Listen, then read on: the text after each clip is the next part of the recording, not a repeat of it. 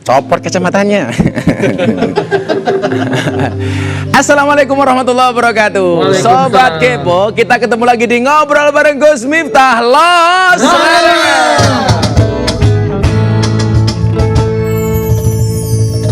Hai Kepo Band. Halo Gus. Melo banget kalian malam hari ini. Apa kabar kalian? Baik, alhamdulillah. Baik. Masih ingat nggak peristiwa apa yang terjadi setahun yang lalu? Wah, setahun yang lalu tuh pertama kalinya COVID masuk ya, kalau nggak salah ya. COVID. Di bulan Maret gitu ya. Nama lain COVID apa sih? Corona. Corona. Tapi corona beneran ya, bukan corona yang lain. Bukan. Corona, komunitas rondo mempesona. Ini COVID corona. Jadi bener Sobat Kepo, setahun yang lalu tepat tanggal 2 Maret 2020, Presiden Joko Widodo mengumumkan kasus pertama pasien yang terinfeksi virus corona. Oke, bagaimana perjalanannya kita lihat tayangannya. COVID di Indonesia. Dan siapa saja yang pernah terinfeksi? Kita lihat tayangannya berikut ini. Saya telah menyampaikan ada 2 pasien yang positif terkena virus COVID-19. 2 Maret 2020, Indonesia mengumumkan kasus pertama pasien terinfeksi virus corona. Dan dalam sebulan, virus telah menyebar ke seluruh tanah air.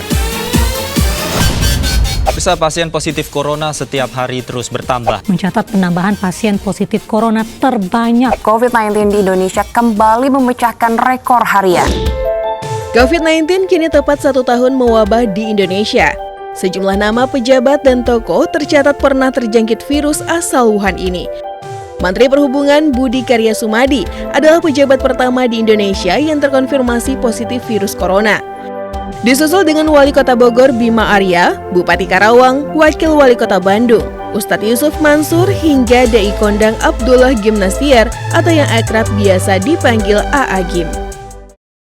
Bukan cepat sembuh ya, adik kan pengen main sama bunda, adik kan minta sama bunda. Sejumlah publik figur juga mengumumkan dirinya positif corona. Sebut saja Ashanti dan ketiga anaknya, Irfan Hakim, aktor senior Roy Martin, Boy William, Ari Lasso, Maya Estianti, dan sederet nama beken lainnya. Dan tepat pada 2 Maret 2021, artis Rina Gunawan meninggal dunia karena COVID-19.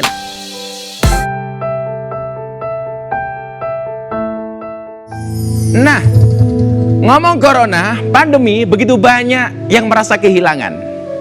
Kehilangan itu bukan musibah Sobat Kepo. Kenapa? Karena kehilangan adalah salah satu jalan kehidupan. Kita tak akan pernah merasakan kehidupan tanpa merasakan kehilangan. Bahkan para nabi dan rasul sekalipun banyak yang terdampak dengan kehilangan. Contohnya Nabi Ayub alaihissalam. Misal tahu nggak? Nabi itu jumlahnya ada berapa? 2000. Banyak pokoknya. Banyak. Jumlah nabi itu 124.000 nabi. Wow, iya. Dan kiai itu merupakan ahli warisnya para nabi. Maka ada kiai, ada nabi yang gagah, Nabi Musa. Maka juga ada kiai gagah. Nah, saya punya teman, punya guru namanya Gus Maksum, gagah. Ada nabi kaya, namanya siapa? Sulaiman. Maka sekarang juga ada kiai kaya, Ustadz Yusuf Mansur. Kaya dia. Ada nabi yang sangat cerdas, namanya Nabi Khidir. Sekarang ada Pak Kiai Said, ada Gus Baha, semacam-macam lah. Dan ada kiai, ada nabi yang sabar, namanya Nabi Ayub. Ada nabi yang cakep, namanya Yusuf. Begitu turun, ada Gus Miftah.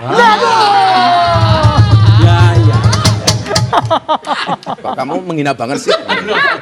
Itu menyetujui. Jadi Nabi Ayub alaihissalam diuji dengan banyak hal. Salah satunya adalah beliau diuji dengan rasa sakit sampai seluruh tubuhnya habis. Kemudian dia berdoa, ya Allah, penyakit ini boleh jadi menjangkiti seluruh tubuhku, tetapi ya Rob, jangan sekali-kali penyakit ini juga menjangkiti hati dan mulutku. Kenapa? Biarlah aku masih mampu berzikir kepadamu. Maka Sobat Kepo, bersabarlah ketika ujian cinta kepada Allah atas nama kehilangan itu datang. Semakin besar cinta, semakin berat pula lah ujian cinta itu. Dan setelah ujian itu berakhir, maka akan terbukti seteguh mana iman dan cinta kita.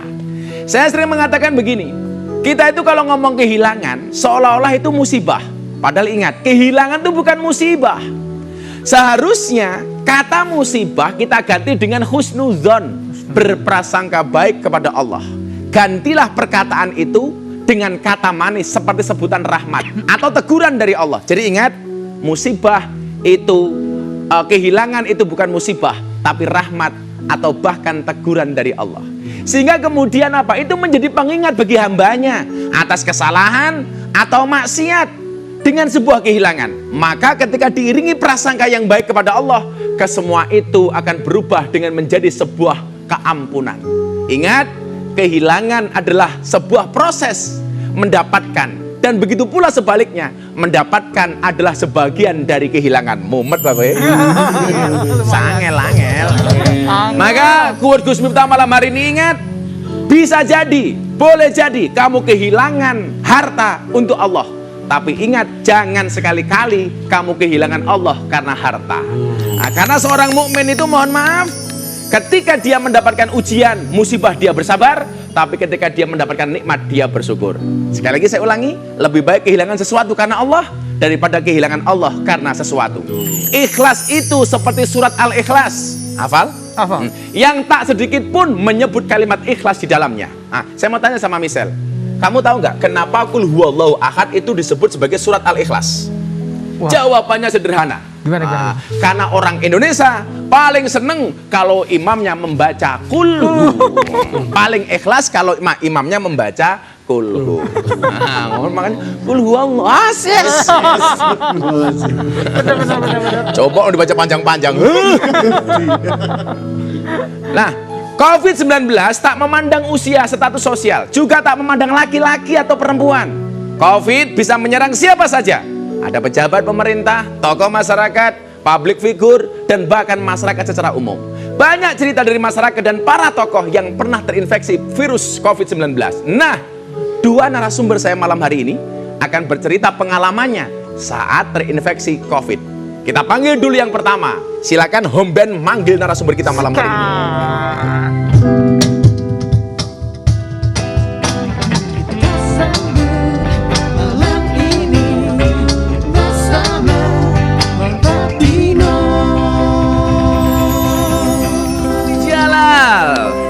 Selamat malam Bapak. Gus, apa kabar Gus? Monggo Pak, terima kasih atas hadirnya di Ngobrol bareng Gus Miftah. Senang sekali akhirnya bisa ketemu Gus Miftah. Akhirnya. Yang terkenal dan sangat charming. Saya dulu itu kalau lihat beliau di TV itu enak bertutur katanya sopan gitu. Asik. Nggak kayak Michelle, aduh. Apa kabar Pak? Kabar baik, terima kasih. Katanya Sehat. sudah dinyatakan negatif.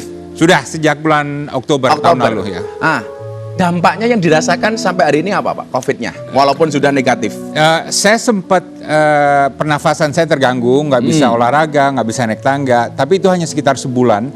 Dan setelah itu saya bisa katakan saya udah 99,9% normal. Normal. Ya. Karena kan banyak cerita di masyarakat katanya kalau walaupun sudah negatif masih ada dampak atau impact-impact yang dirasakan. Pak Dino nggak ada sama sekali? Enggak, tapi teman-teman saya yang pernah kena, saya telepon, mereka banyak yang terkena dampak itu. Oh, jadi gitu? ada yang masih capek sampai sekarang, nggak bisa olahraga, mudah lelah dan mungkin brain fog, Gus, saya yang ada tuh, yang apa suka lupa ingatan. Kadang-kadang itu? Iya. Termasuk lupa dengan hutang gitu Pak ya? Oh iya, kalau itu sengaja.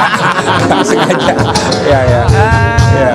Pak, saya punya foto, potongan foto. Oke. Ini kita lihat. Nah, di sini Pak. Nah, ini. Oke. Dino Patijalal potong rambut. Saya yang pertama dalam 2 bulan. Sudah lama di mimpi-mimpi sejak sembuh dari COVID-19 akhir bulan lalu. Feel so good to be alive. Maksudnya apa ini Pak? Apa punya nadar kalau sembuh dari COVID potong rambut? Kebetulan saya dapat COVID yang buruk, Gus. Jadi saya ada kondisi diabetes dan lain sebagainya, sehingga kondisi sangat menurun.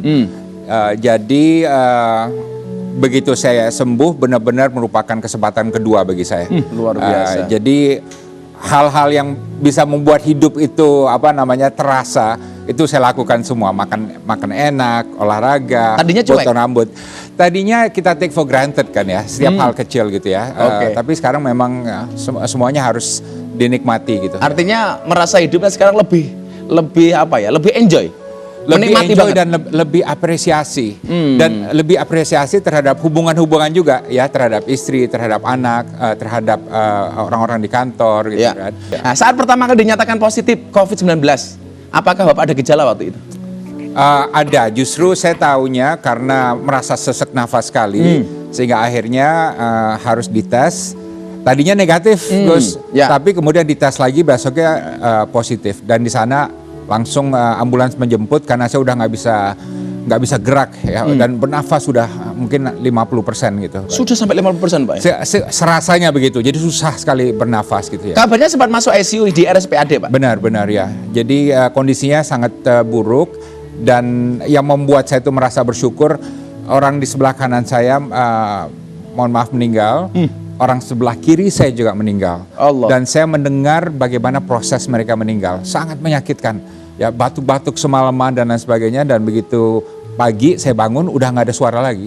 Setelah saya tanya kepada nurse ya, perawat, dia bilang udah meninggal gitu. Sempat down nggak, Pak? Kanan kiri meninggal. Ada nggak kekhawatiran atau Ada. drop barangkali? Ada dan Pikiran macam-macam, Pak ya? benar. Jadi memang istri saya bilang kuncinya kita harus happy. Ya, jadi jauhkan nonton-nonton film yang serem-serem atau pikiran negatif dan gosip dan lain sebagainya. Fokus pada hal-hal yang bikin kita happy dan nggak tahu kenapa itu yang akhirnya membuat saya kondisi mentalnya lebih bagus dan setelah itu juga kondisi fisik bagus. Tentu karena ada obat yang lumayan manjur juga. Dan setelah itu kondisi saya naik gitu. Coba kebayang nggak kalian? Kita sakit yang sama, kanan kiri meninggal. Down. Tapi ini ternyata kuncinya harus happy, Pak ya. Badan nyeri, yang paling gak enak tuh disuntik terus. Mungkin 12 kali suntikan per Sehari? hari. Sehari.